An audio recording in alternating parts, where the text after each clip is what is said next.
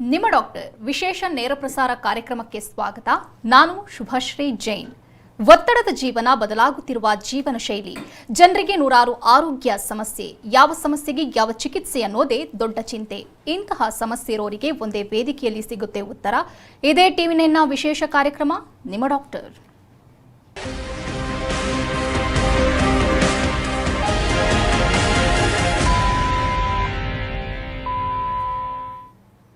ಬಂಜೆತನ ಇತ್ತೀಚಿನ ದಿನದಲ್ಲಿ ಹೆಣ್ಣು ಮಕ್ಕಳಲ್ಲಿ ಕಂಡುಬರುವಂತಹ ಸಮಸ್ಯೆಗಳಲ್ಲಿ ಒಂದಾಗಿದೆ. ಕಲುಷಿತ ಗಾಳಿ, ಪೋಷಕಾಂಶರಹಿತ ಆಹಾರ, ಅನುಚಿತ ಜೀವನ ಶೈಲಿ, ತಿಂಗಳ ಋತುಚಕ್ರದಲ್ಲಿ ಕ್ರಮಬದ್ಧತೆ ಇಲ್ಲದಿರುವುದು ಕೂಡ ಬಂಜೆತನಕ್ಕೆ ಕಾರಣವಾಗಬಹುದು. ತಾಯ್ತನ ಅನುಭವಿಸಬೇಕು ಎನ್ನುವರು ಮಕ್ಕಳನ್ನ ಪಡೆಯುವಲ್ಲಿ ಶೂನ್ಯ ಕಾಣ್ತಿದ್ದಾರೆ. ಆದರೆ ಆಧುನಿಕ ಶಸ್ತ್ರಚಿಕಿತ್ಸೆ ಹಾಗೂ ಆರೈಕೆಗಳಿಂದ ಗರ್ಭಕೋಶವನ್ನ ಫಲವತ್ತತೆಯಿಂದ ಕೂಡಿರುವಂತೆ ಮಾಡಬಹುದು. ಮಕ್ಕಳನ್ನ ಪಡೆಯುವ ಆಸೆ ಬಿಟ್ಟವರು ಸಹ ತಮ್ಮ ಕನಸನ್ನ ನನಸಾಗಿಸಿಕೊಳ್ಳಬಹುದು. ಪ್ರಸ್ತುತ ವೈದ್ಯಕೀಯ ಜಗತ್ತಿನಲ್ಲಿ ಇಂತಹ ಸಮಸ್ಯೆಗಳಿಗೆ ಸೂಕ್ತ ಪರಿಹಾರಗಳಿದ್ರೂ ಇದಕ್ಕೆ ಸಂಬಂಧಿಸಿದ ಮಾಹಿತಿ, ವಿಚಾರಗಳ ಕೊರತೆ ಇದೆ. ಬಂಜೆತನದಿಂದ ಕೀಳರಿಮೆಗೆ ಒಳಗಾಗಿ ಖಿನ್ನರಾಗ್ತಿದ್ದಾರೆ. ಆದರೆ ಪೂರಕ ಚಿಕಿತ್ಸೆ ಮೂಲಕ ಮಕ್ಕಳನ್ನ ಪಡೆಯಬಹುದು. ಇನ್ಫರ್ಟಿಲಿಟಿ ಹಾಗೂ ಕ್ರಯೋ ಪ್ರಿಸರ್ವೇಷನ್ ಬಗ್ಗೆ ಮಾಹಿತಿ ನೀಡೋದಕ್ಕೆ ಇವತ್ತು ನಮ್ಮ ಜೊತೆಗಿದ್ದಾರೆ ಮಿಲನ್ ದಿ ಫರ್ಟಿಲಿಟಿ ಸ್ಪೆಷಲಿಸ್ಟ್ ಹಾಸ್ಪಿಟಲ್ನ ವೈದ್ಯರಾದ ಶಿಲ್ಪಾ ಎಲ್ಲೂರ್. ಡಾಕ್ಟರ್, ಕಾರ್ಯಕ್ರಮಕ್ಕೆ ಸ್ವಾಗತ. ಇನ್ನು ವೀಕ್ಷಕರೇ, ಟಿವಿ ಸ್ಕ್ರೀನ್ನಲ್ಲಿರುವಂತಹ ಸಂಖ್ಯೆಗೆ ಕರೆ ಮಾಡೋ ಮೂಲಕ ತಾವು ಡಾಕ್ಟರ್ ಜೊತೆ ನೇರವಾಗಿ ಮಾತನಾಡಬಹುದು. ಡಾಕ್ಟರ್, ಇವತ್ತಿನ ಟಾಪಿಕ್ ಇನ್ಫರ್ಟಿಲಿಟಿ. ಬಹುಶಃ ಈ ಪದವನ್ನು ಕೇಳೋದಕ್ಕೆ ಯಾರೂ ಕೂಡ ಇಷ್ಟಪಡಲ್ಲ ಅನಿಸುತ್ತೆ. ಮೊದಲನೇದಾಗಿ ಇನ್ಫರ್ಟಿಲಿಟಿ ಅಂದರೆ ಏನು?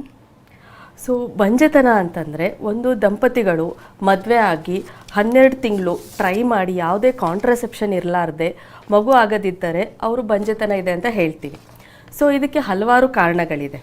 ಆಮೇಲೆ ಒಂದು ದಂಪತಿಯಲ್ಲಿ ಎಸ್ಪೆಷಲಿ ಸ್ತ್ರೀಯ ವಯಸ್ಸು 35ಕ್ಕಿಂತ ಮೇಲೆ ಆಗಿತ್ತು, ಅವರು 6 ತಿಂಗಳ ಟ್ರೈ ಮಾಡಿ ಮಗು ಆಗದಿದ್ದರೆ ಅವರು ಬಂಜೆತನಕ್ಕೆ ತೋರಿಸ್ಕೋಬಹುದು.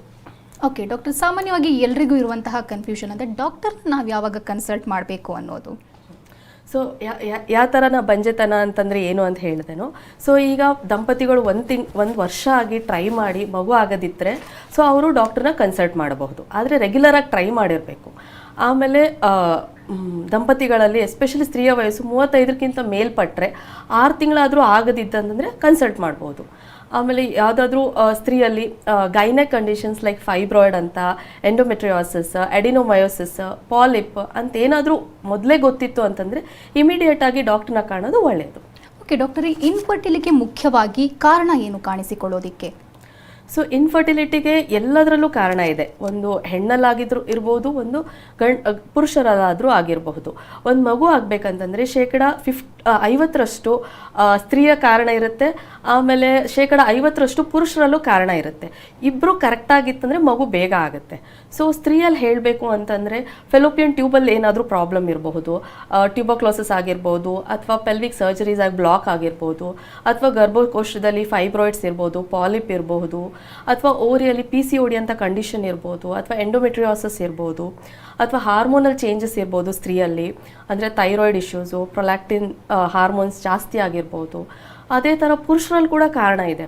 ಪುರುಷರಲ್ಲಿ ಹಲವಾರು ಕಾರಣ ಅಂತಂದರೆ ಟೆಸ್ಟಿಸಲ್ಲೇ ಪ್ರಾಬ್ಲಮ್ ಇರ್ಬೋದು, ಅಥವಾ ಹುಟ್ಟಿದ್ರಿಂದ ಜೆನೆಟಿಕ್ ಇಶ್ಯೂಸ್ ಇರ್ಬೋದು, ಅಥವಾ ಚಿಕ್ಕಂದ್ರಲ್ಲಿ ಟಾರ್ಷನ್ ಅಂತ ಹೇಳ್ತೀವಿ, ಟೆಸ್ಟಿಸ್ ರೊಟೇಟ್ ಆಗಿ ಹೋಗುತ್ತೆ, ಆ ಥರ ಏನಾದರೂ ಕಂಡೀಷನ್ ಇರ್ಬೋದು.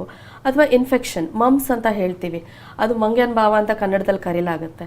ಆ ಥರ ಏನಾದರೂ ಚಿಕ್ಕಂದ್ರಲ್ಲಿ ಇನ್ಫೆಕ್ಷನ್ ಆಗಿತ್ತು ಅಂತಂದರೆ ಅವ್ರಿಗೆ ಸ್ಪರ್ಮ್ ಪ್ರೊಡಕ್ಷನಲ್ಲಿ ಪ್ರಾಬ್ಲಮ್ ಇರುತ್ತೆ. ಇಲ್ಲ ಅಂತಂದರೆ ಸ್ಪರ್ಮ್ ಕ್ಯಾರೇಜಲ್ಲಿ ಅಥವಾ ವ್ಯಾಸ ಡಿಫ್ರೆನ್ಸ್, ಎಜಾಕ್ಯುಲೇಟರಿ ಡಕ್ಟ್, ಸೆಮೈನಲ್ ವೆಸಿಕಲ್ ಎಲ್ಲಾದರೂ ಡಕ್ಟ್ ಬ್ಲಾಕ್ ಆಗಿದ್ರೂ ಅವ್ರಲ್ಲಿ ತೊಂದರೆ ಆಗಬಹುದು. ಆಮೇಲೆ ಅವ್ರಿಗೆ ಹಾರ್ಮೋನಲ್ ಚೇಂಜಸ್ ಕೂಡ ಪುರುಷರಲ್ಲಿ like thyroid hormone, prolactin hormone ಅಲ್ಲೂ ಏರುಪೇರು ಆಯ್ತಂದರೆ ಮಕ್ಕಳಾಗಲಿಕ್ಕೆ ತೊಂದರೆ ಆಗುತ್ತೆ. ಸೊ ಈಗ ಹಲವಾರು ಕಾರಣದಿಂದ ಪುರುಷರಲ್ಲೂ ಇರ್ಬೋದು, ಸ್ತ್ರೀಯಲ್ಲೂ ಇರಬಹುದು. ಓಕೆ ಡಾಕ್ಟರ್, ಒಬ್ರು ಕಾಲರ್ ಇದ್ದಾರೆ, ಶಿವರಾಜ್ ಅಂತ ಮಾದೇವಪುರದಿಂದ ಕರೆ ಮಾಡಿದ್ದಾರೆ. ನಮಸ್ತೆ ಶಿವರಾಜ್ ಅವರೇ. ನಮಸ್ತೆ ಮೇಡಮ್. ಸಮಸ್ಯೆ ಹೇಳ್ಕೊಡಿ, ಡಾಕ್ಟರ್ ಇದ್ದಾರೆ. ಮೇಡಮ್ ನಮಸ್ತೆ ಮೇಡಮ್. ಹಲೋ, ಹೇಳಿ ಪ್ರಶ್ನೆ ಕೇಳಿ. ಮೇಡಮ್ ನಮ್ಮ ಹೆಸರು ಶಿವರಾಜ್ ಅಂತ. ನಾವು IVF ಮಾಡ್ಸಿದ್ವಿ ಲಾಸ್ಟ್ ಗರ್ಭಗುಡಿ ಅಂತ. ಅದು 2 ತಿಂಗಳಿತ್ತು, ಮಗು ಇತ್ತು. ಆಮೇಲೆ ಅಬ್ನಾರ್ಮಲ್ ಅಂತ ಹೊರಟೈತೆ ಮೇಡಮ್, ನಮ್ಗೆ ಮಗು ಸಿಕ್ಕಿಲ್ಲ. ಅದೇನ್ ತೊಂದರೆ ಅಂತ ಗೊತ್ತಾಗಿಲ್ಲ. ಡಾಕ್ಟರ್ ಸರಿಯಾಗಿ ಹೇಳಿಲ್ಲ ನಮಗೆ. ಅದು ನಮ್ಗೆ ಆಕ್ಚುಲಿ ಸೆಮೆನ್ ಅದು ಟೆಸ್ಟ್ ಎಲ್ಲ ಮಾಡಿದ್ರು. ಪ್ರಸವ ಆದ್ಮೇಲೆನೂ ನಮ್ಗೆ ಅಷ್ಟು ಇಂಪ್ರೂವ್ಮೆಂಟ್ ಸಿಗ್ಲಿಲ್ಲ ಮೇಡಮ್. ಅದು ಒಂದ್ಸತಿ ಸ್ತ್ರೀಯಲ್ಲಿ ಪ್ರೆಗ್ನೆನ್ಸಿ ಆದಮೇಲೆ ಅಬಾರ್ಷನ್ ಆಯಿತು ಅಂದರೆ ಹಲವಾರು ಕಾರಣಗಳಿದೆ. ಆದರೆ ಇನ್ಫರ್ಟಿಲಿಟಿ ಸ್ಪೆಷಲಿಸ್ಟ್ ನಿಮ್ಮ ಥೈರಾಯ್ಡು, ಶುಗರ್ ಟೆಸ್ಟ್ ಅದೆಲ್ಲ ಮಾಡಿರ್ತಾರೆ. ಬಟ್ ಜೆನೆಟಿಕ್ ಪ್ರಾಬ್ಲಮ್ ಇದ್ದರೆ ಕೂಡ ಈ ಥರ ಆಗೋ ಚಾನ್ಸಸ್ ಇರುತ್ತೆ. ಸೊ ನೀವು ಒಂದು ಒಳ್ಳೆ IVF ಸೆಂಟರ್ ಯಾವ ಥರ ಅಂದರೆ ಮಿಲನ್ ಥರ ಹೋದರೆ ನಿಮ್ಮದು ನೆಕ್ಸ್ಟ್ ಟೈಮ್ ಎಂಬ್ರಿಯೋ ಟ್ರಾನ್ಸ್ಫರ್ ಮಾಡೋದಕ್ಕಿಂತ ಮುಂಚೆ ಜೆನೆಟಿಕ್ ಟೆಸ್ಟ್ ಅಂದರೆ PGTA ಅಂತ ಟೆಸ್ಟ್ ಮಾಡಿ ಎಂಬ್ರಿಯೋ ಕರೆಕ್ಟಾಗಿದೆನೋ ಇಲ್ಲೋ, ಜೆನೆಟಿಕಲಿ ನಾರ್ಮಲ್ ಇದೆ ಇಲ್ಲ ಅಂತ ನೋಡಿ ಮತ್ತೆ ಎಂಬ್ರಿಯೋ ಟ್ರಾನ್ಸ್ಫರ್ ಮಾಡಿದ್ರೆ ಸೊ ಸಕ್ಸಸ್ಫುಲ್ ಬೇಬಿ ಸಿಗೋಕ್ಕೆ ಚಾನ್ಸಸ್ ಇದೆ. ಥ್ಯಾಂಕ್ ಯು ಕರೆ ಮಾಡಿದ್ದಕ್ಕಾಗಿ. ಡಾಕ್ಟರ್, ಇನ್ನು ಬಂಜಿತನ ಅಂದ ತಕ್ಷಣ ಫಸ್ಟ್ ಬ್ಲೇಮ್ ಮಾಡೋದೇ ಹುಡುಗಿಯರನ್ನ, ಮಹಿಳೆಯನ್ನ ಬ್ಲೇಮ್ ಮಾಡ್ತಾರೆ. ಟ್ರೀಟ್ಮೆಂಟ್ಗೂ ನಿನ್ನಲ್ಲೇನೋ ಸಮಸ್ಯೆ ಇದೆ, ನೀನೇ ಹೋಗು ಅಂತ ಅಂದ್ಬಿಡ್ತಾರೆ. ಆದರೆ ಮಹಿಳೆ ಮತ್ತು ಪುರುಷ, ಗಂಡ ಹೆಂಡತಿ ಇಬ್ಬರೂ ಕೂಡ ಟ್ರೀಟ್ಮೆಂಟ್ಗೆ ಬರೋದು ಎಷ್ಟು ಮುಖ್ಯ? ಒಂದು ಮಗು ಆಗಬೇಕು ಅಂತಂದರೆ ಇಬ್ಬರು ನಾರ್ಮಲ್ ಆಗೇ ಇರಬೇಕು. ಸೊ ಯಾವಾಗಲೂ ಇನ್ಫರ್ಟಿಲಿಟಿ ಹಾಸ್ಪಿಟ್ಲಿಗೆ ವಿಸಿಟ್ ಮಾಡಬೇಕು ಅಂತಂದರೆ ದಂಪತಿಗಳು ಜೊತೆಯಾಗೇ ಬರಬೇಕು. ಆಮೇಲೆ ನಾವಿಬ್ರಿಗೂ ಡೀಟೇಲಾಗಿ ಹಿಸ್ಟ್ರಿ ತೊಗೋತೀವಿ, ಡೀಟೇಲಾಗಿ ಎಕ್ಸಾಮಿನೇಷನ್ ಮಾಡ್ತೀವಿ. ಇಬ್ಬರು ಹಸ್ಬೆಂಡ್ ಆಗಲಿ ವೈಫ್ ಆಗಲಿ ಇಬ್ರಿಗೂ ನಾವು ಬ್ಲಡ್ ಟೆಸ್ಟ್ ಆಗಲಿ ಸ್ಕ್ಯಾನ್ ಆಗಲಿ ಎಲ್ಲ ಮಾಡಿ ಎಲ್ಲಿ ತೊಂದರೆ ಇದೆ ಅಂತ ಕಂಡು ಹಿಡಿದು ಅದೇ ಥರ ಟ್ರೀಟ್ಮೆಂಟ್ ಕೊಡಲಾಗುತ್ತೆ. ಬಟ್ ಯಾವಾಗಲೂ ಸ್ತ್ರೀಯಲ್ಲೇ ತೊಂದರೆ ಅನ್ನೋದು ತಪ್ಪು. ಇಬ್ಬರಲ್ಲೂ ಕರೆಕ್ಟಾಗಿತ್ತಂದರೆ ಮಗು ಈಸಿಯಾಗಿ ಆಗುತ್ತೆ. ಓಕೆ ಡಾಕ್ಟರ್, ಒಬ್ರು ಕಾಲರ್ ಇದ್ದಾರೆ, ಶರಣು ಅಂತ ಯಾದಗಿರಿಯಿಂದ ಕರೆ ಮಾಡಿದ್ದಾರೆ. ನಮಸ್ತೆ ಶರಣು ಅವರೇ. ನಮಸ್ಕಾರ ಮೇಡಮ್. ಸಮಸ್ಯೆ ಹೇಳ್ಕೊಳ್ಳಿ, ಡಾಕ್ಟರ್ ಇದ್ದಾರೆ, ಹಾಂ ರೀ, ಮಾತನಾಡಿ. ಹಲೋ ಮೇಡಮ್ ಅವ್ರ ನಮಸ್ಕಾರ. ನಮಸ್ಕಾರ, ಹೇಳಿ.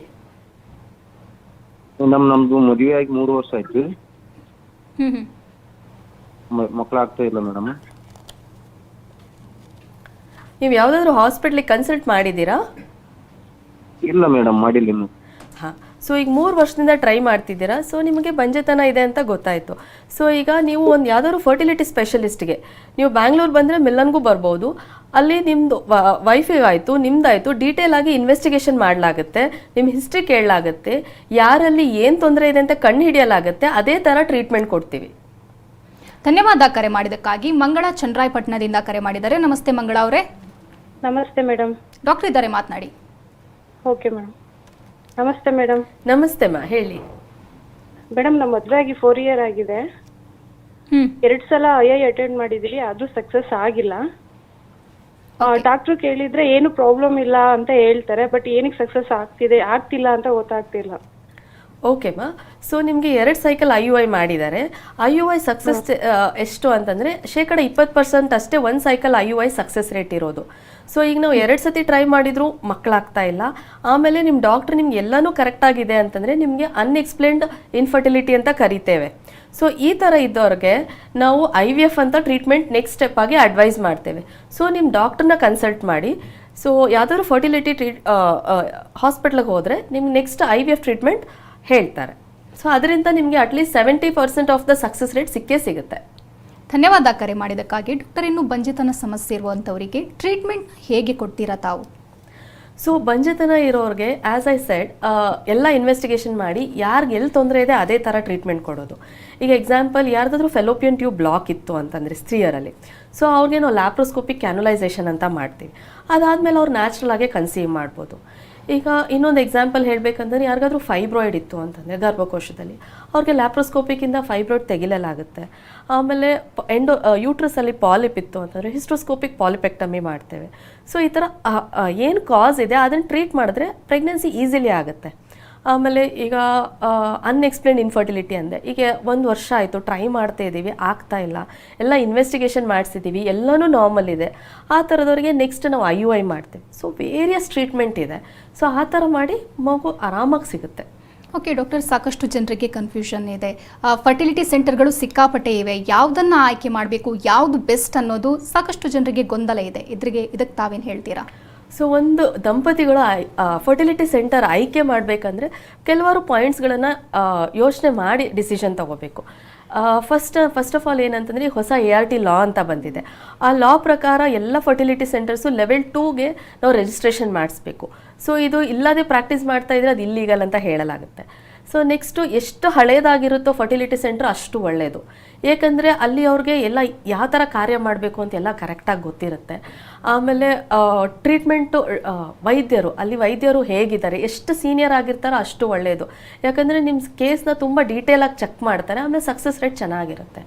ನೆಕ್ಸ್ಟು ಆ ಕ್ಲಿನಿಕಲ್ಲಿ lab is very very important. ಆಮೇಲೆ ಅಲ್ಲಿ ಎಂಬ್ರಿಯಾಲಜಿಸ್ಟ್ ಹೇಗಿದ್ದಾರೆ, ಸೀನಿಯರ್ ಇದ್ದಾರಾ, ಆಮೇಲೆ ಅಲ್ಲಿ ಸಕ್ಸಸ್ ರೇಟ್ ಹೇಗಿದೆ, ಆಮೇಲೆ ಅಲ್ಲಿದು ಫ್ರಂಟ್ ಆಫೀಸ್ ಸ್ಟಾಫ್ ಆಗಲಿ, ನರ್ಸಿಂಗ್ ಸ್ಟಾಫ್ ಆಗಲಿ. ಏಕೆಂದರೆ ಇದು ಬಂಜೆತನ ಟ್ರೀಟ್ಮೆಂಟು ಅದು ಒಂದಿನದ್ದು ಅಥವಾ ಒಂದು ವಾರದ ಟ್ರೀಟ್ಮೆಂಟ್ ಅಲ್ಲ, ತಿಂಗಳಾನ್ಗಟ್ಟಲೆ ಹೋಗುತ್ತೆ. ಸೊ ನಿಮ್ಮ ಫರ್ಟಿಲಿಟಿ ಸೆಂಟರ್ ಸೆಲೆಕ್ಟ್ ಮಾಡಬೇಕಾದ್ರೆ ಇವೆಲ್ಲ ಕೆಲವೊಂದು ಪಾಯಿಂಟ್ಗಳನ್ನು ಲಕ್ಷ್ಯ ಇಟ್ಕೊಂಡು ಸೆಲೆಕ್ಟ್ ಮಾಡಬೇಕು. ಓಕೆ ಡಾಕ್ಟರ್, ಸಾಕಷ್ಟು ಜನರಿಗೆ ತಪ್ಪು ಕಲ್ಪನೆ ಇದೆ, ಫರ್ಟಿಲಿಟಿ ಸೆಂಟರ್ಗೆ ಹೋದರೆ ಸಾಕು IVF ಅನ್ನೇ ಸಜೆಸ್ಟ್ ಮಾಡ್ತಾರೆ ಅಂತ. ಯಾರಿಗೆ ಇದು ತಾವು ಸಜೆಸ್ಟ್ ಮಾಡ್ತೀರಾ? ಸೊ IVF ನಾವು ಎಲ್ಲರಿಗೂ ಮಾಡಲ್ಲ. ಫಾರ್ ಎಕ್ಸಾಂಪಲ್, ಒಂದು ತಿಂಗಳಲ್ಲಿ 100 ಪೇಷಂಟ್ ಬಂದರೆ ಅಟ್ಲೀಸ್ಟ್ ಒಂದು 7-8 ಜನಕ್ಕಷ್ಟೇ ನಾವು IVF ಮಾಡೋದು. ಯಾರಿಗೆ ನಾವು IVF ಮಾಡ್ತೀವಿ ಅಂತಂದರೆ, ಈಗ ಕಂಪ್ಲೀಟ್ ಟ್ಯೂಬ್ ಬ್ಲಾಕ್ ಆಗಿ ಹೋಗಿರುತ್ತೆ, ಸೊ ಅವ್ರಿಗೆ ನಾವು ಕ್ಯಾನ್ಯುಲೇಷನು ಮಾಡೋಕ್ಕಾಗಲ್ಲ, ಟ್ಯೂಬ್ ಓಪನ್ ಮಾಡೋಕ್ಕಾಗಲ್ಲ ಅಂದರೆ ಎಸ್ ಮಾಡ್ತೇವೆ. ಇಲ್ಲಾಂದರೆ ಪುವರ್ ಓವೇರಿಯನ್ ರಿಸರ್ವ್, ಅವ್ರಿಗೆ ನಾವು IUI ಎಲ್ಲ ಮಾಡಿ ಟ್ರೈ ಮಾಡಾಗೋಗಿದೆ, ಅವ್ರಿಗೇನೂ ಆಗ್ತಾ ಇಲ್ಲ ಅಂದರೆ IVF ಮಾಡ್ತೀವಿ. ಆಮೇಲೆ ಮೇಲ್ ಫ್ಯಾಕ್ಟ್ರಲ್ಲಿ ಸಿವಿಯರ್ ಮೇಲ್ ಫ್ಯಾಕ್ಟರ್ ಸ್ಪರ್ಮಲ್ಲಿ ತುಂಬ ತೊಂದರೆ ಇದೆ, ಅವ್ರಿಗೆಲ್ಲ ನಾವು IVF ಹೇಳ್ತೀವಿ. ಸೊ ಎಲ್ಲರಿಗೂ IVF ಮಾಡ್ತೀವಿ ಅನ್ನೋದು ತಪ್ಪು ಕಲ್ಪನೆ. ಓಕೆ ಡಾಕ್ಟರ್, ನಾನು ಜನರಲ್ ಆಗಿ ಒಂದು ಪ್ರಶ್ನೆ ಕೇಳೋದಾದರೆ, ಪುರುಷರಲ್ಲಿ ಯಾವೆಲ್ಲ ಸಮಸ್ಯೆಗಳು ಕಂಡುಬರುತ್ತೆ ಇನ್ಫರ್ಟಿಲಿಟಿಗೆ ಸಂಬಂಧಪಟ್ಟಂತೆ? ಸೊ ಅವ್ರಿಗೆ ಫಸ್ಟ್ ಒಂದು ಇನ್ವೆಸ್ಟಿಗೇಷನ್ ಅಂತಂದರೆ ಒಂದು ಹಿಸ್ಟ್ರಿ, ಎಕ್ಸಾಮಿನೇಷನ್, ಆಮೇಲೆ ಸೆಮೆನ್ ಟೆಸ್ಟ್, ಬೇಸಿಕ್ ಟೆಸ್ಟನ್ನು ಹೇಳುತ್ತೆ. ಆ ಸೆಮೆನ್ ಟೆಸ್ಟ್ ಮೇಲೆ ನಾವು ಡಿಸೈಡ್ ಮಾಡ್ತೀವಿ ಅವ್ರದ್ದು ನೆಕ್ಸ್ಟ್ ಏನು ಇನ್ವೆಸ್ಟಿಗೇಷನ್ ಆಗಬೇಕು ಏನು ಅಂತ ಹೇಳಿ. ಸೊ ಅವ್ರದ್ರಲ್ಲಿ ಕೌಂಟಲ್ಲಿ ಕಡಿಮೆ ಇರ್ಬೋದು, ಅದಕ್ಕೆ ನಾವು ಜೂಸ್ಪರ್ಮಿಯಾ ಅಂತ ಹೇಳ್ತೀವಿ. ಅಥವಾ ಮೊಟಿಲಿಟಿಯಲ್ಲಿ ಕಡಿಮೆ ಇರಬಹುದು, ಅದಕ್ಕೆ ನಾವು ಜೂಸ್ಪರ್ಮಿಯಾ ಅಂತೀವಿ. ಮಾರ್ಫಾಲಜಿ ಆಫ್ ದ ಸ್ಪರ್ಮ್, ಅದರಲ್ಲಿ ಏನಾದರೂ ತೊಂದರೆ ಇತ್ತಂದರೆ ಜೂಸ್ಪರ್ಮಿಯಾ ಅಂತೀವಿ. ಸೊ ಈ ಥರ ಹಲವಾರು ಕಾರಣಗಳಿಗೆ ಒಂದೊಂದು ಟ್ರೀಟ್ಮೆಂಟ್ ಇದೆ. ಈಗ ಮೈಲ್ಡ್ ಜೂಸ್ಪರ್ಮಿಯಾ ಇತ್ತು, ಕೌಂಟ್ ಸ್ವಲ್ಪ ಕಡಿಮೆ ಇತ್ತು, ಆ ಥರದವ್ರಿಗೆ ನಾವು IUI ಹೇಳ್ತೇವೆ. ಆಮೇಲೆ ಸಿವಿಯರ್ ಜೂಸ್ಪರ್ಮಿಯಾ ಇತ್ತು, ಜೂಸ್ಪರ್ಮಿಯಾ ಇತ್ತು, ಆ ಥರದವ್ರಿಗೆ ನಾವು IVF ಟ್ರೀಟ್ಮೆಂಟ್ ಕೊಡ್ತೇವೆ. ಓಕೆ ಡಾಕ್ಟರ್, ಸಾಕಷ್ಟು ಜನರಿಗೆ ಒಂದು ಭಾವನೆ ಇದೆ, ಅದನ್ನು ತಾವೇ ಕ್ಲಾರಿಫೈ ಮಾಡಬೇಕು, ಸರಿನೋ ತಪ್ಪೋ ಅನ್ನೋದು. IVF ಅಲ್ಲಿ ಹುಟ್ಟೋ ಮಕ್ಕಳು ಹಾಗೆ ನಾರ್ಮಲ್ ಆಗಿ ಹುಟ್ಟೋ ಮಕ್ಕಳು ಇವರು ಡಿಫ್ರೆಂಟ್ ಆಗಿರ್ತಾರೆ ಅಂತ ಹೇಳ್ತಾರೆ. ಇದು ನಿಜಾನ ಸುಳ್ಳ, ಹೇಗೆ? ಸೊ ಇದು IVF ಹುಟ್ಟೋ ಮಕ್ಕಳಾಗಲಿ ನ್ಯಾಚುರಲ್ ಆಗಿ ಹುಟ್ಟೋ ಮಕ್ಕಳಾಗಲಿ ಇಬ್ಬರು ಸೇಮ್ ಆಗೇ ಇರ್ತಾರೆ. ಸೊ ಈಗ IVF ಫುಲ್ ಫಾರ್ಮ್ ಅಂದರೆ ಏನು? In vitro fertilisation. ಈಗ ನಮ್ಮ ಬಾಡಿಯಲ್ಲಿ ಆಗೋ ಫರ್ಟಿಲೈಸೇಷನ್ ಅದು ಇನ್ ವೈವೋ ಫರ್ಟಿಲೈಸೇಷನ್. ಈಗ ಸ್ಪರ್ಮು ಎಗ್ಗು ಬಾಡಿಯಲ್ಲಾದರೂ ಕೂಡಲಿ ಹೊರಗಾದರೂ ನಾವು ಕೂಡಿಸ್ಲಿ, the genetic material is same. So ಒಂದು ದಂಪತಿಗಳಿಗೆ IVF ಅಂತ ಹುಟ್ಟೋ ಮಗು ಆಗಲಿ ಅಥವಾ ಆ ದಂಪತಿಗಳು ನ್ಯಾಚುರಲ್ ಆಗೇ ಕನ್ಸೀವ್ ಆಗಿದ್ರು ಮಗು ಹುಟ್ಟೋದಾಗಲಿ ಇಬ್ಬರು ಸೇಮ್ ಆಗೇ ಇರ್ತಾರೆ. ಬಟ್ ಈ IVF ಅಲ್ಲಿ ಏನಾಗುತ್ತೆ ಅಂದರೆ, ಯೂಶ್ವಲಿ ದಂಪತಿಗಳು 35 ವಯಸ್ಸಾದಮೇಲೆ ಟ್ರೈ ಮಾಡೋಕ್ಕೆ ಸ್ಟಾರ್ಟ್ ಮಾಡ್ತಾರೆ. As such age is one risk factor chromosomal ಅಬ್ನಾರ್ಮಲಿಟಿಗೆ. ಡೌನ್ ಸಿಂಡ್ರೋಮ್ ಚಾನ್ಸಸ್ ಹೆಚ್ಚಾಗುತ್ತೆ 35 ಇಯರ್ಸ್ ಆದಮೇಲೆ. ಸೊ ಈಗ ಏನಾಗುತ್ತೆ ಅಂತಂದರೆ, IVF ಹುಟ್ಟಿರೋ ಮಗು ಡೌನ್ ಸಿಂಡ್ರೋಮ್ ಆಗಿಬಿಟ್ರೆ ಅದು IVF ಇಂದನೇ ಆಯಿತು ಅಂತ ಹೇಳ್ತಾರೆ. ತಪ್ಪು ಕಲ್ಪನೆ, ಅದು ಏಜ್ ರಿಲೇಟೆಡ್ ಫ್ಯಾಕ್ಟರ್. ಸೊ ನನ್ನಿಂದ ಹೇಳೋದಾಯ್ತು ಅಂತಂದರೆ, ಮಗು ಅದು ನ್ಯಾಚುರಲ್ ಆಗೇ ಹುಟ್ಟಲಿ, IVF ಇಂದನೇ ಹುಟ್ಟಲಿ, ಇದು ಸೇಮ್ ಆಗಿರುತ್ತೆ. ಓಕೆ ಡಾಕ್ಟರ್, ಮೊದಲನೇ ಮಗು ನಾರ್ಮಲ್ ಆಗಿ ಇರುತ್ತೆ, ಸೆಕೆಂಡ್ ಮಗು ಏನಾದರೂ IVF ಬೇಕು ಅಂತಾದರೆ ಮಾಡ್ಬೋದಾ, ಹೇಗೆ? ಹಾಂ ಮಾಡಬಹುದು, ಬಟ್ ಯೂಶ್ವಲಿ ನಾವು ಏನಾದರೂ ತೊಂದರೆ ಇದ್ರೇ ಮಾಡ್ತೀವಿ. ಇಲ್ಲಾಂದರೆ ಫಸ್ಟ್ ಮಗು ನ್ಯಾಚುರಲ್ ಆಗಿತ್ತಂದರೆ ಸೆಕೆಂಡ್ ಮಗು ಯೂಶ್ವಲಿ ನ್ಯಾಚುರಲ್ ಆಗೇ ಇರುತ್ತೆ. PCOD ಸಮಸ್ಯೆ ಇದ್ದವರಿಗೆ ಟ್ರೀಟ್ಮೆಂಟ್ ಹೇಗೆ? ಸಾಮಾನ್ಯವಾಗಿ ಬಂಜೆತನ ಅನ್ನುವಂಥದ್ದು PCODಯಿಂದನೂ ಕಾಣಿಸ್ಕೊಳ್ಳುತ್ತೆ ಕೆಲವೊಂದು ಸಲ. So PCOD is a hormonal imbalance. ಅದು ಒಂದು ಹೊರಗಡೆಯಿಂದ ಬಂದಿರೋ ಡಿಸೀಸ್ ಅಲ್ಲ, ಇದು ನಮ್ಮ ಲೈಫ್ ಸ್ಟೈಲ್ ಚೇಂಜಸ್ಸಿಂದ ಹಾರ್ಮೋನಲ್ ಇಂಬ್ಯಾಲೆನ್ಸ್ ಆಗಿ ಬಂದಿರೋ ಡಿಸೀಸ್. ಸೊ ಈ PCODಯಲ್ಲಿ ಏನಾಗುತ್ತೆ ಅಂತಂದರೆ, ಓವ್ಯುಲೇಟರಿ ಸೈಕಲ್ ಇರುತ್ತೆ, ಓವ್ಯುಲೇಷನ್ ಆಗಲ್ಲ, ಓವರಿಯಿಂದ ಎಗ್ ರಿಲೀಸ್ ಆಗಲ್ಲ. ಸೊ ಇವ್ರಿಗೆ ನಾವು ಫಸ್ಟ್ ಏನು ಹೇಳ್ತೀವಿ ಅಂದರೆ life style changes, weight reduction. ಅದು ವೆಯ್ಟ್ ಹೇಗೆ ರಿಡಕ್ಷನ್ ಅಂತಂದರೆ, ಒಂದು ಊಟದಲ್ಲಿ ಪತ್ತೆ ಹೇಳ್ತೇವೆ, ಆದಷ್ಟು ಕಾರ್ಬೋಹೈಡ್ರೇಟ್ಸ್ ಕಡಿಮೆ ಮಾಡಲಿಕ್ಕೆ ಹೇಳ್ತೇವೆ. ಆಮೇಲೆ simple exercise like walking, daily ಒಂದು 4 to 6 ಕಿಲೋಮೀಟರ್ ಬೆಳಗ್ಗೆ ಒಂದು ಅರ್ಧ ಗಂಟೆ ವಾಕ್ ಮಾಡಿ ಅಂತ ಹೇಳ್ತೇವೆ. ಈ ವೆಯ್ಟ್ ರಿಡಕ್ಷನಿಂದ 80% ಆಫ್ ದ PCOD ಪ್ರಾಬ್ಲಮ್ ಹೋಗುತ್ತೆ. ಇನ್ನು ಓವ್ಯುಲೇಷನ್ ಇಂಡಕ್ಷನ್ಗೆ ನಾವು ಮಾತ್ರೆ ಕೊಡ್ತೇವೆ, ಇಲ್ಲಾಂದರೆ ಇಂಜೆಕ್ಷನ್ ಕೊಡ್ತೇವೆ. ಸೊ ಅವ್ರಿಗೆ PCOD ಅವ್ರಿಗೆ ಓವ್ಯುಲೇಷನ್ ಮಾಡಿದ್ರೆ ಅವ್ರು ಪ್ರೆಗ್ನೆಂಟ್ ಆಗೋ ಚಾನ್ಸಸ್ ಇದೆ. ಓಕೆ ಡಾಕ್ಟರ್, ಆವಾಗ ಕಾಲರ್ ಒಬ್ಬರು ಹೇಳ್ತಿದ್ರು 2 ಸಲ IVF ಮಾಡಿದ್ವಿ, ಫೇಲ್ಯೂರ್ ಆಯಿತು ಅಂತ. ಫೇಲ್ಯೂರ್ ಆಗುವಂಥ ಚಾನ್ಸಸ್ ಇರುತ್ತಾ, ಹೇಗೆ ಆಗೋದಾದರೆ ಯಾಕಾಗಿ? ಸೊ ಈಗ ನ್ಯಾಚುರಲಿ ಅವ್ರಿಗೆ ಮಗು ಆಗ್ತಾರನೇ ಇರಲ್ಲ, ಸೊ ತೊಂದರೆ ಇದ್ದೇ ಇರುತ್ತೆ. ಆ ತೊಂದರೆನ ಓವರ್ಕಮ್ ಮಾಡಿ ನಾವು ಮಗು ಕೊಡ್ತಾ ಇರ್ತೇವೆ. ಸೊ ಈಗ IVF ಅಲ್ಲಿ ಫೇಲ್ ಆಗಬೇಕು ಅಂತಂದರೆ, ಒಂದು ಸಿವಿಯರ್ ಸ್ಪರ್ಮ್ ಫ್ಯಾಕ್ಟರ್ ಪ್ರಾಬ್ಲಮ್ ಇರಬಹುದು, ಅಂದರೆ ಜೆನೆಟಿಕ್ ಪ್ರಾಬ್ಲಮ್ ಇರಬಹುದು, ಇಲ್ಲ ಅಂತಂದರೆ ಎಂಡೋಮೆಟ್ರಿಯಲ್ ರಿಸೆಪ್ಟಿವಿಟಿ ಪ್ರಾಬ್ಲಮ್ ಇರ್ಬೋದು, ಅಥವಾ ಯೂಟ್ರಸಲ್ಲಿ ಚಿಕ್ಕ ಪುಟ್ಟ ಪಾಲಿಪ್ ಇರ್ಬೋದು. ಸೊ ಈ ಥರ ರಿಪೀಟೆಡ್ IVF ಫೇಲ್ ಆದವ್ರಿಗೆ ನಾವು 3 ಹೇಳ್ತೀವಿ ಟೆಸ್ಟ್ಗಳು. ಒಂದು, ನೆಕ್ಸ್ಟ್ IVF ಮಾಡೋದಕ್ಕಿಂತ ಮುಂಚೆ ಜೆನೆಟಿಕ್ ಟೆಸ್ಟ್ ಮಾಡಿ ಅಂತ. ಆಮೇಲೆ ಎಂಡೋಮೆಟ್ರಿಯಲ್ ರಿಸೆಪ್ಟಿವಿಟಿ ಅಂದರೆ ಎರಾ ಟೆಸ್ಟ್ ಇರುತ್ತೆ, ಅದನ್ನು ಮಾಡ್ಕೊಳ್ಳಿ ಅಂತ. ಹಿಸ್ಟೋಸ್ಕೋಪಿ ಅಂತ ಇರುತ್ತೆ, ಗರ್ಭಕೋಶದ ಒಳಗಡೆ ಚಿಕ್ಕ ಪುಟ್ಟ ಪಾಲಿಪು ಏನಾದರೂ ಇತ್ತು ಅಂದರೆ ಅದನ್ನ ಒಂದ್ಸತಿ ಲುಕ್ ಮಾಡಿ ಅಂತ.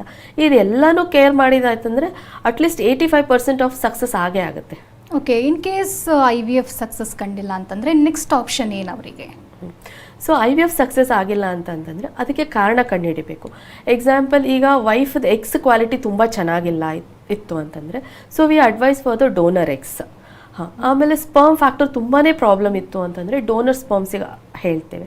ಇಲ್ಲ ಗರ್ಭಕೋಶದಲ್ಲಿ ತುಂಬಾ ತೊಂದರೆ ಇದೆ, ಈಗ ಗರ್ಭಕೋಶನ ನಾವು ಕ್ಲಿಯರ್ ಮಾಡ್ಲಿಕ್ಕೆ ಆಗಲ್ಲ ಅಂತಿತ್ತಂದರೆ ಲಾಸ್ಟ್ ಆಪ್ಷನ್ ಇಸ್ ಸರೋಗಸಿಗೆ ಹೇಳ್ತೇವೆ. ಡಾಕ್ಟರ್, ಕ್ರಯೋ ಪ್ರಿಸರ್ವೇಷನ್ ಅಂದರೆ ಏನು?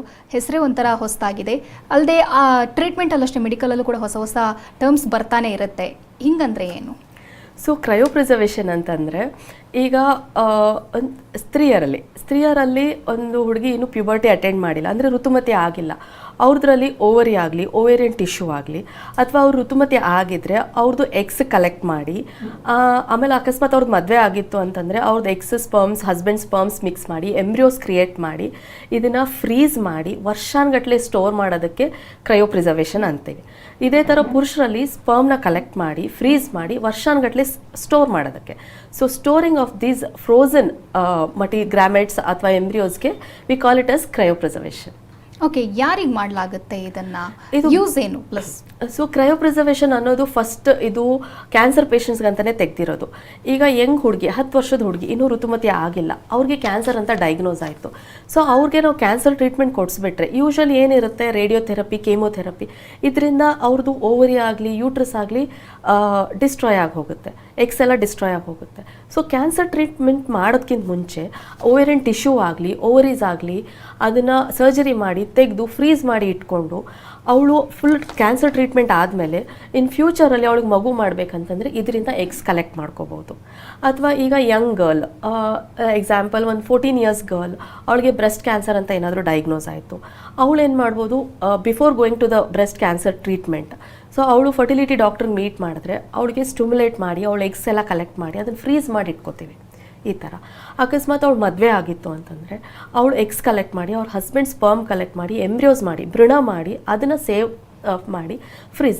ದ ಫ್ರೀಸಿಂಗ್ ಅಂತಂದರೆ ವಿ ಯೂಶಲಿ ಡೂ ಬೈ ಅ ವಿಟ್ರಿಫಿಕೇಷನ್ ಅಂತ ಹೇಳಿ. They are stored in the negative temperature at 196 degree Celsius in the liquid nitrogen.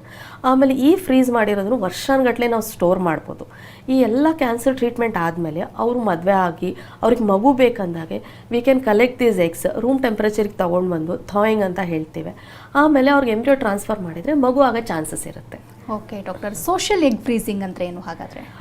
ಈಗ young girls who are career oriented, ಆಮೇಲೆ who are not financially stable ಅಥವಾ ಅವ್ರ education ಎಲ್ಲ ಮುಗಿಸಿದ ಮೇಲೆ ನಾವು ಆವಾಗ ಮದುವೆ ಆಗಬೇಕು, ಆಮೇಲೆ ಇದೆಲ್ಲ ಆಗೋವರೆಗೂ ನಮಗೆ ಮಕ್ಕಳು ಮಾಡ್ಕೊಳ್ಳೋದು ಬೇಡ, ಲೇಟ್ ಮದುವೆ ಆಗೋದು, ಈ ಥರ ಎಲ್ಲ ಹೆಣ್ಮಕ್ಳು ಏನು ಮಾಡ್ಬೋದು ಅವ್ರು ಯಂಗ್ ಏಜಲ್ಲಿ ಒಂದು 25 ವಯಸ್ಸು ಅರೌಂಡ್ ಅವರು IVF ಸೆಂಟರ್ ಮೀಟ್ ಮಾಡಿ ಫರ್ಟಿಲಿಟಿ ಡಾಕ್ಟರ್ ಮೀಟ್ ಮಾಡಿ ಅವರು ಎಗ್ಸನ್ನ ಕಲೆಕ್ಟ್ ಮಾಡಿ ಫ್ರೀಸ್ ಮಾಡಿ ಇಟ್ಕೊಂಡು ಆಮೇಲೆ ಅವರು 35-40 ಇದ್ದಾಗೆ ಯಾವಾಗ ಮದುವೆ ಆಗ್ತಾರೋ ಅಥವಾ ಯಾವಾಗ ಮಗು ಮಾಡಬೇಕಂತಾರೋ ಈ ಎಗ್ಸ್ನ ಯೂಸ್ ಮಾಡಿ ಮಗು ಮಾಡ್ಕೊಳ್ಳೋದಕ್ಕೆ ಸೋಷಿಯಲ್ ಎಗ್ ಫ್ರೀಸಿಂಗ್ ಅಂತ ಹೇಳ್ತೇವೆ.